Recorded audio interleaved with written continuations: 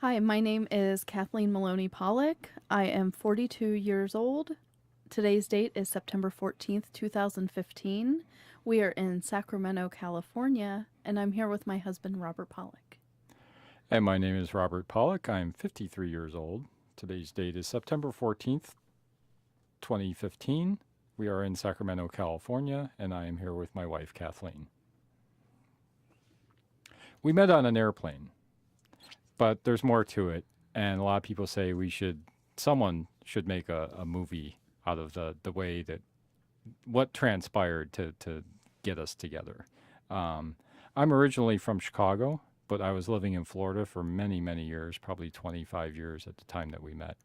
And I am originally from a small town in Ohio, and at the time that we met, I lived in Florida for about 10 years.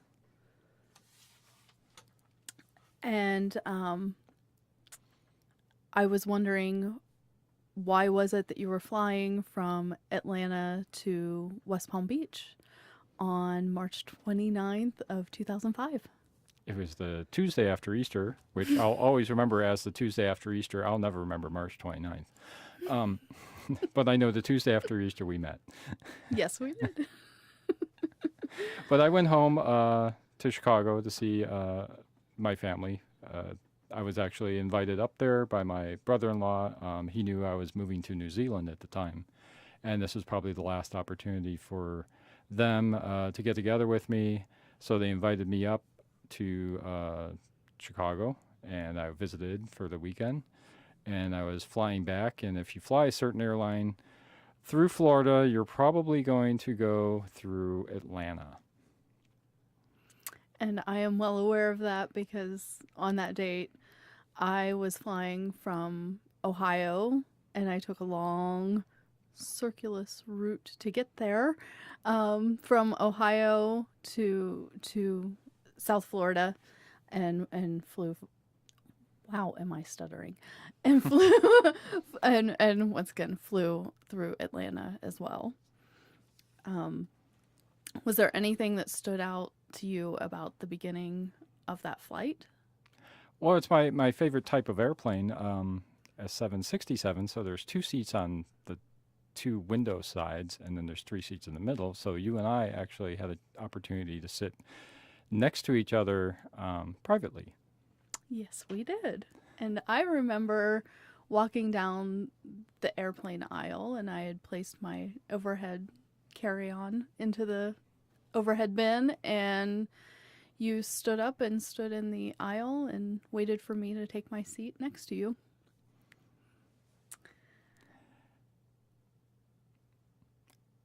Do you remember whether or not we had a conversation at that point, or? I don't believe we did. I don't believe I said much to you for quite a while. And it was only a 90-minute flight. Right, and I remember that you took out a book, you put earplugs in your ears, and to me that was a sign not to speak to you. So I kept myself entertained for a while. But do you know what ultimately began a conversation between the two of us? You had zipped your leather jacket all the way up to your chin. And you said to me, You couldn't possibly be that cold. do you remember my response? Yes, you could. Yes, I can. I believe after that you mentioned to me that I must not be from Florida, or I must not be from a cold climate or something like that. That led you to Thinking that you got chilly so quickly. Yes. They did turn the air conditioning down really low on that flight for some strange reason at that point. So this is like the last half hour of the flight that we started talking with each other. Exactly. And we really didn't get much accomplished in that half hour. I was speaking to an attractive girl, and I started, I don't know, becoming more attractive to her because she seemed, I don't know, nice to talk to. But I knew I was moving to a foreign country pretty soon. So, like, in the back of my head, I was saying, or something was saying, like, leave the girls alone. You're moving to a foreign country. This is never going to go anywhere. And on my side, I thought you seemed like a nice gentleman and, of course, attractive. And at that point in my life, I was trying to find a nice guy and was having a lot of trouble finding a nice guy in South Florida. So the story with my friends was me saying, I might have to move back to Ohio and find a nice guy from the Midwest because guys in Florida just aren't the type of, it's not the type of person that I could see myself with for the rest of my life. So I remember that I liked you. And I pretty much felt, but at that point, I mean, we were both adults. You were in your early 30s, I was in my early 40s, and neither of us had ever been married.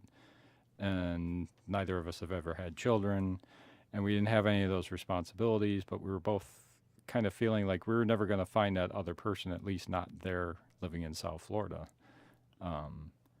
And I remember back then I used to say to myself that, not in this life. I wasn't going to find true love in this life. Little did I know. And for me, I remember less than 5 minutes before you started talking to me, I brought a book with me that was called When God Winks on Love, and it was about stories about people who met, and that it was, basically God's will for them to meet. And I had the book with me because I wanted to share some of the stories with my mom in Ohio over Easter. And I remember I just flipped it open randomly. I wasn't using a bookmark or anything, and read the phrase, let go and let God. And I thought about that phrase. I don't know why that phrase had never hit me before, but for some reason right then that phrase hit me strongly. And I remember reflecting a little bit. And like I said, within 5 minutes, you started talking to me. And I found that interesting.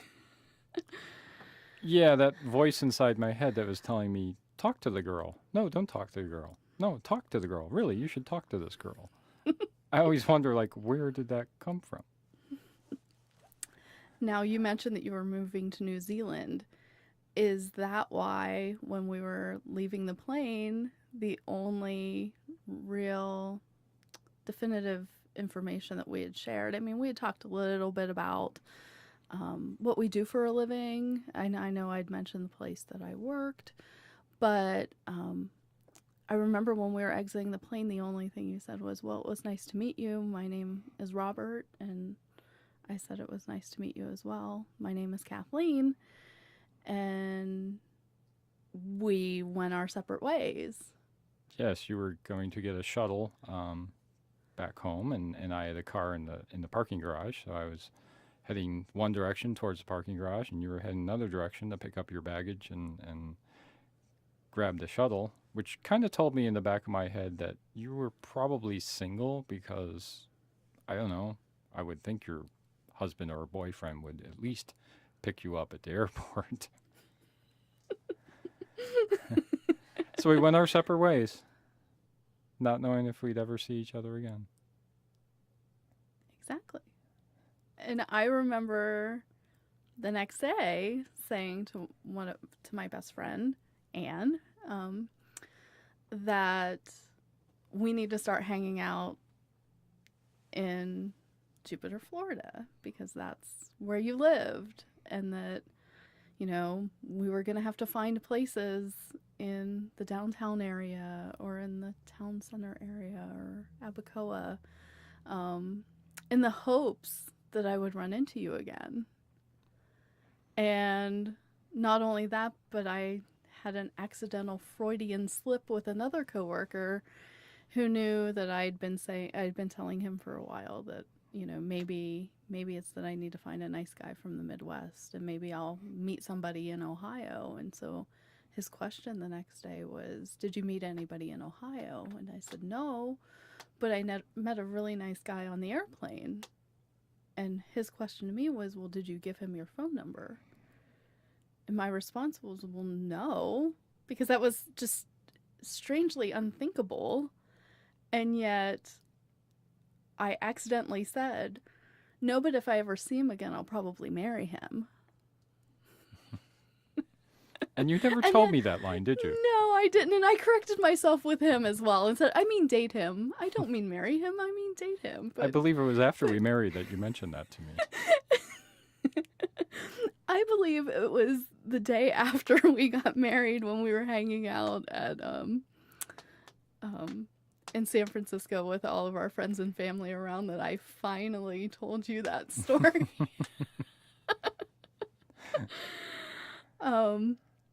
So I think we've established that we didn't exchange any contact information on the airplane or soon thereafter. So could you tell the story about how you found me?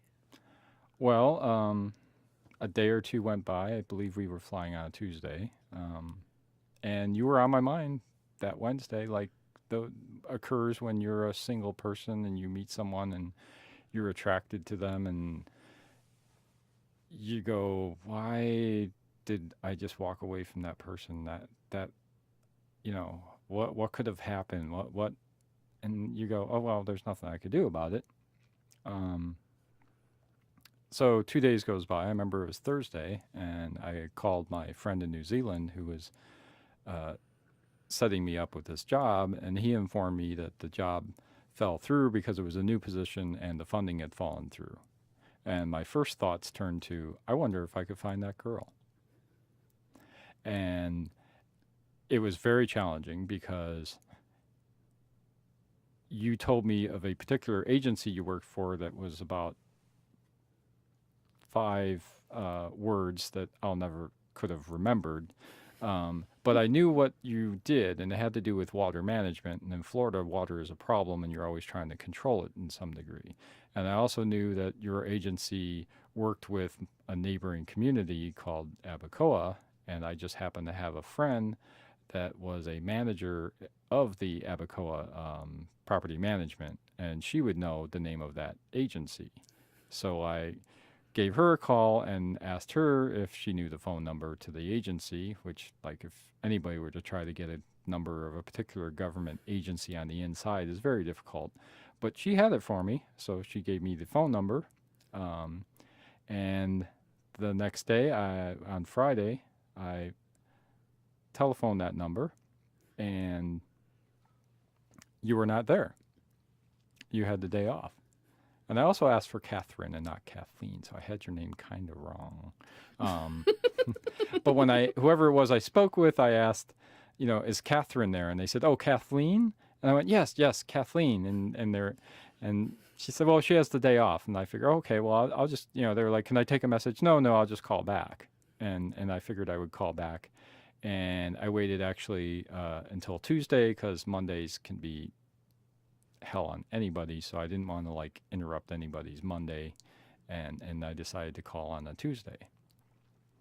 Do you remember receiving the phone call? Absolutely. Without a doubt.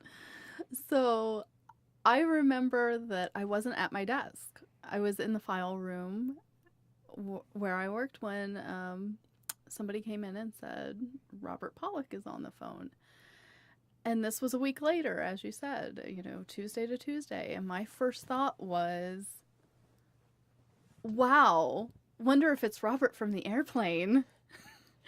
And then my second thought was, what are the odds of that actually happening? I had been trying to schedule a meeting with about 20 engineers, and I knew that wasn't the name of any of them, but maybe somebody had a substitute coming in. So I went to my desk and I picked up the phone, and it was certainly not an engineer calling about a meeting. Instead, it was somebody asking me if I'm from Ohio and am I a notary public and did I marry my sister? Key and questions I started that you might giggling. know. Yes. Do you remember exactly what you said over the phone? Or no? She remembers better what was said over the phone than I do, I think. But I do remember asking certain questions like that. were you a notary public, and did you marry your sister? Things that she would know. She had this conversation with on an airplane with one particular guy, and she was giggling, and I swear you answered that phone and started talking to me like you've been waiting for me to call. And I think deep down I was waiting for you to call.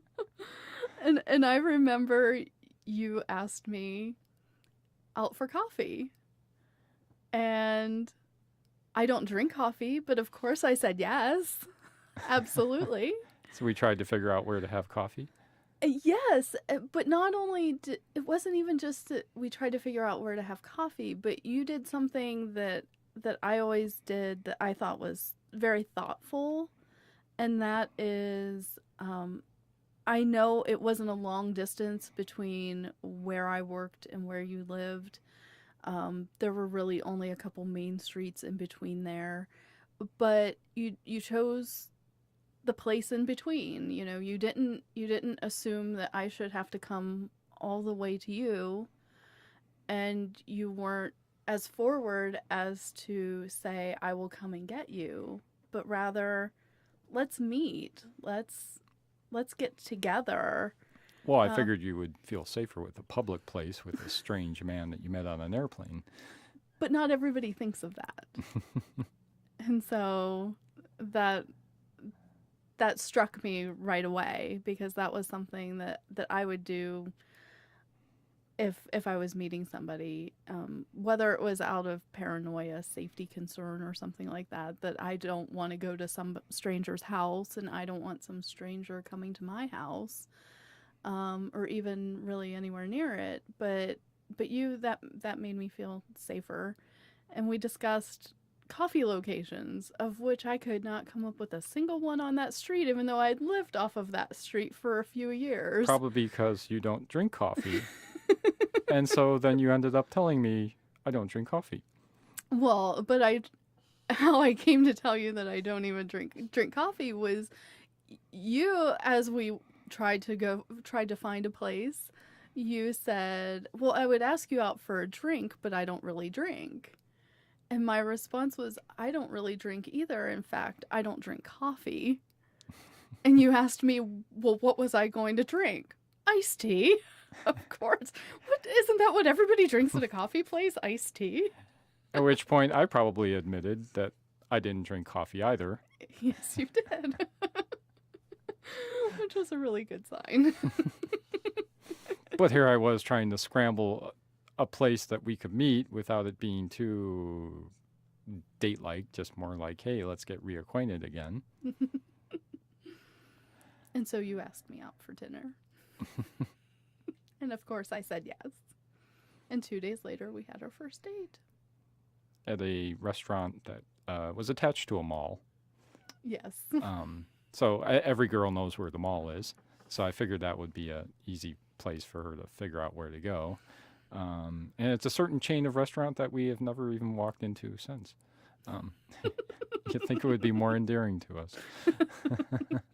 I still think we should give it a shot. It's been over 10 years now, you know. But then what happened? Well, Because I know what's you were unemployed when we met, and the position in New Zealand had fallen through. And so how did we wind up in Sacramento, California on September 14th, 2015? Well, I continued to look for employment in Florida and other places as well. I repair and test medical equipment, so that it's kind of a narrow field. And I found a job in Reno, which I'd been hiking in the mountains a lot in New Zealand. So I was like, oh, that gives me access to the Sierras, which I love the Sierra Nevada mountains. I've been out here a few times before then. So while I was in Reno interviewing for the job, you and I had been dating for about 4 months, I believe. It was August of 2005. Mm-hmm. And I got a phone call from my friend in Australia saying there were 5 positions available scattered throughout Australia. and I could pick wherever in Australia I would like to move to. And of course, I immediately denied the opportunity because by then I was head over my heels in love with you. So I took the job in Reno. And I know I've told you this before, but 4 months to me is really significant because 2 months, if we had only been dating for 2 months, it would have been a no-brainer that as much as I felt for you and felt like I was in love with you, to move across the country after 2 months would have just been illogical, for lack of a better word. Whereas at 6 months, it would have been very simple. It would have been such a simple decision because I would have known more about you and known how much in love with you that I was. And so that would have been a no-brainer. But 4 months was really a leap of faith because here I was, you know, living in Florida from Ohio, but at that point I'd been talking about moving back to Ohio. And so to move to Reno and follow you after 4 months, it took a little bit of thinking, but strangely enough, not as much. There were definitely so few cons that I had to do it. And I think my family thought that I was crazy to just up and move to someplace that I'd never been before. Probably helpful that because of my New Zealand employment, I had to have an FBI background check as well as a full medical physical. So you were able to tell exactly who I was because I showed you the paperwork. I do remember returning from Reno. You were picking me up in the airport. And when I think back in my mind's eye, you were like 100 yards away. It's probably closer than that. It was probably more like 50 yards. I'm coming down an escalator, and I could see you way in the distance. And you spot me, and there is a sparkle in your eye that I could just never forget. I didn't know a woman's eyes could sparkle like that. And that's when I knew that we were just meant for each other, that you were coming with the Reno, whether or not. Wow. And I remember I was very excited to see you, of course. You know, I was head over heels for you. I kept waiting for the shoe to drop. Like this can't be this good. It just can't be. And yet 10 years later, it still is. It astonishes me. So we moved to Reno kind of separately. Yes. First me, and then like a month later you followed. You were in a job position that you weren't being treated so well, and you were happy to leave it because of that. And Reno was okay, but another job opportunity opened up for me in doing field work in Northern California, and I was able to basically pick where I wanted to live in Northern California, and Sacramento seemed like a rather central location. So we moved here to Sacramento, and you hadn't really been working too steadily in Reno anyway. No, but we had talked about me going back to school and doing a complete career change. Right. That I really needed to get out of the work that I was doing in Reno. Yeah. But the way things kind of fell into place for us, that we moved to Reno, I sold my house at the peak of that crazy housing market, and you had a condo, and you sold your condo at near the peak of that crazy housing market. A year later, though. Yeah. Which was kind of scary. And then we just continued to rent because we were kind of mobile. And then when we got to Sacramento, you found a job pretty quickly with the state of California, didn't you? Absolutely. I have a degree in public administration, so it didn't make any sense once we moved to Sacramento for me to attempt a career change at that point, because I could put my degree to use and maybe do something else with it other than the type of work that I was already doing. And us moving to Sacramento also opened up another job opportunity for me about 2 years later, which, again, the cards were falling into place. We were meant to be together. We were meant to be here in Sacramento. We don't know for how long. We always figure we'll just let go and let God and see how the cards stack up for us. But so far, it's been pretty good. I agree. It's almost like we were meant to be at certain places at certain times. Absolutely. Yeah. When I think of how many people, lost their jobs during the Great Recession, and yet that's when we found really good jobs. There's a reason why we're here. Mm-hmm. Just to clarify, so when you decided to, how did you present the idea to move to Reno at first? I'm not sure how I presented the idea to You move knew to you were gonna Reno. leave? That's a good question. We must have talked about leaving Florida. So what I remember is actually that on the airplane, I mentioned that this is so weird, but I mentioned that if a condo in my condominium complex sold for approximately twice of what I paid for it, which there was quite the possibility in that market that it would, that I would be a fool to stay there, and that I would consider just selling my condo and moving back to Ohio. And I remember you telling me afterwards, on a date or something like that,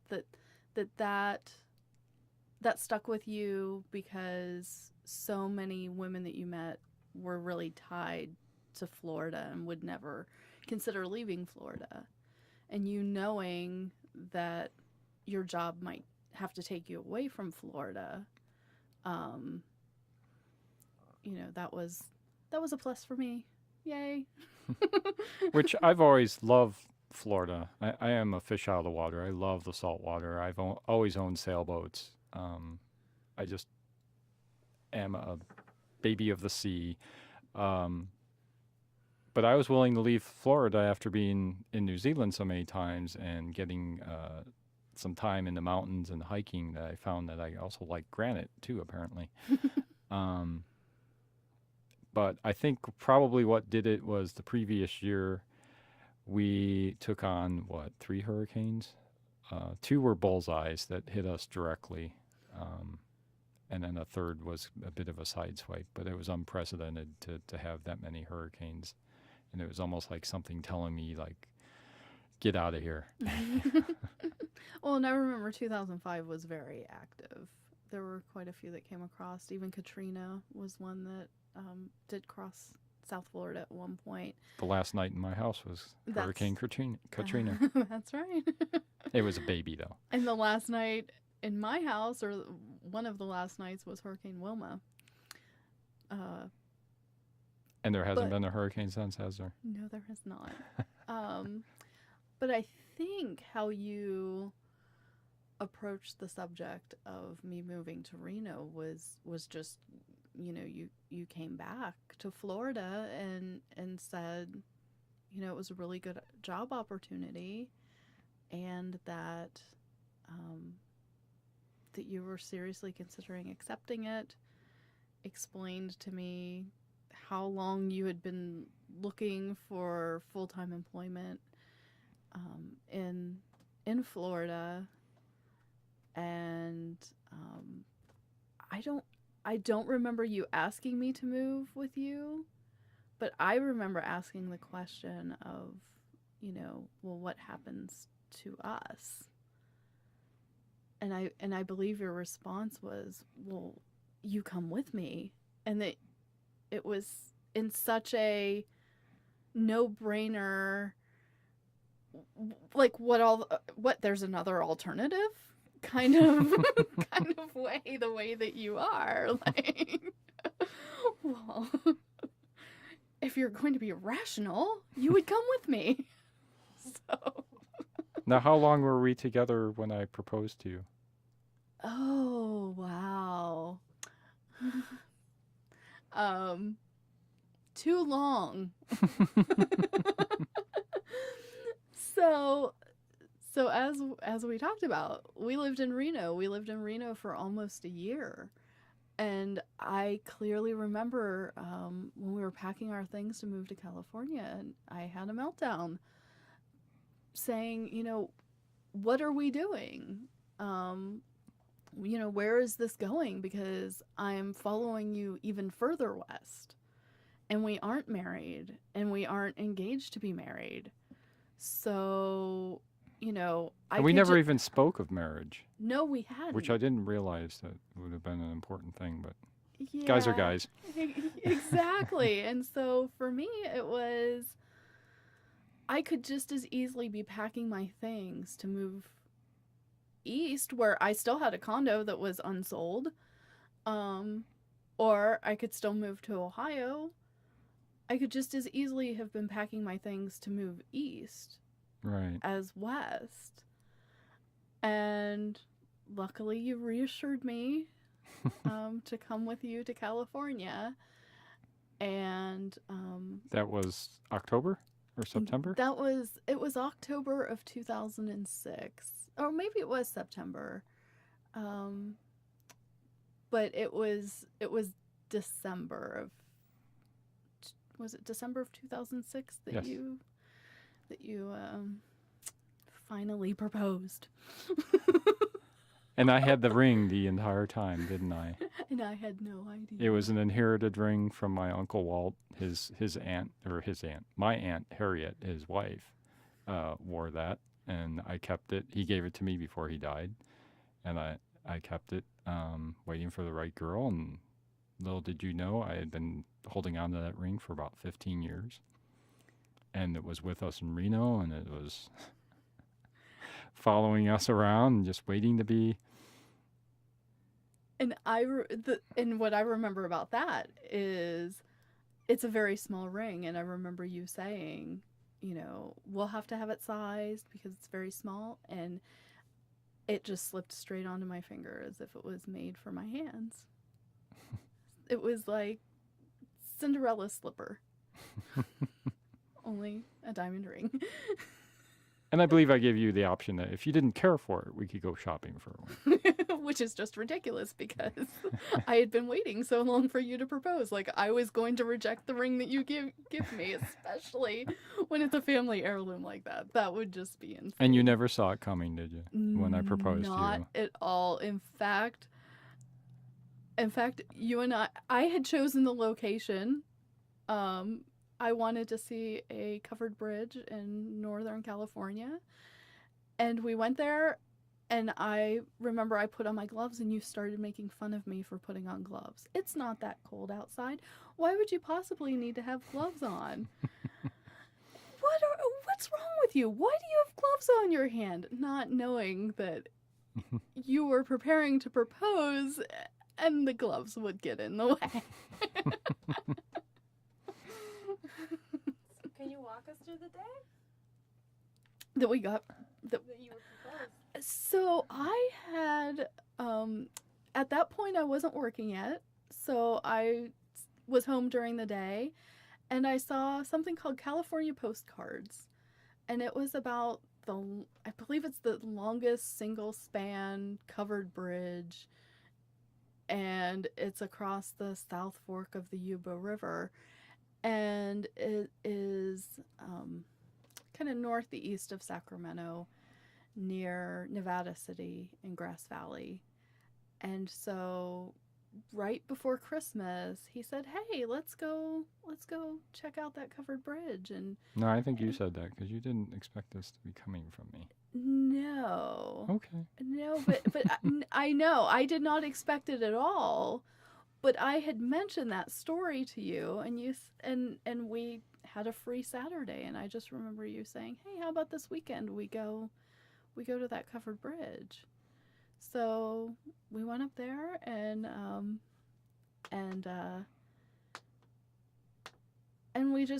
we walked around the little state park that's there, and we walked through the covered bridge, and we walked back, and it was along the bank of the river that you said, "Can I ask you a question?" My response was, of course, "Sure." You're like, "Will you marry me?" I'm like, "Oh." And of course I said yes, and probably giggled a lot, and took pictures of the ring with the bridge and all that fun stuff. And then we were going to dinner at our favorite restaurant in Grass Valley, and I remember I called my mom and said, "Guess what?" And she goes, "Robert proposed." She just knew. Like, yes. Not that she and I had talked about anything like that. Oh, wow. Ever. She must have been able to tell by the excitement in my voice. What else could it have been? And since you're from Ohio and I'm from Chicago, and we met when we lived in Florida, and that's where all our friends were, when we got married, we decided to get married as a destination wedding, and we got married in our favorite city here in California, which is San Francisco, and had all our friends and family come out. It wasn't huge. What was it, 18 people? Right. Yep. Total of 20. Yeah. Nice. And it was a fun day. affair. It was a fun day, yes. For us, anyway. And somewhere out there is a picture that I would guess they were teenagers, maybe college age. Somebody saw me in my wedding dress, asked me to hold a box of rice-a-roni, and took a picture of me in the rice-a-roni box and the Golden Gate Bridge. Don't know whatever happened to that photo. It was a great day. So you have about 3 minutes left. Do you want to share maybe a little bit of where you see yourselves in the next 10 years? So where do we see our future going? Probably back to Florida. We talk about Florida a lot. I think the one thing we realized living in California was how accessible Hawaii is. And we've been there many times. Yes. And we're going to go back again next year. So... But the water's not nearly as warm as the water in South Florida. Nor as friendly for sailing. So Exactly. if I'm to retire, I want warm, calmer waters, so I could take my sailboat out. And when you were moving to Reno, my sister and her family happened to be moving to South Florida, so I too would prefer to return to Florida and get to spend some time with family and friends that we don't get to see very often. So once again, we're still on the same page. Or you could say wherever the winds take us. That would be your term, though. Well, thank you, dear. Thank you for joining me on this.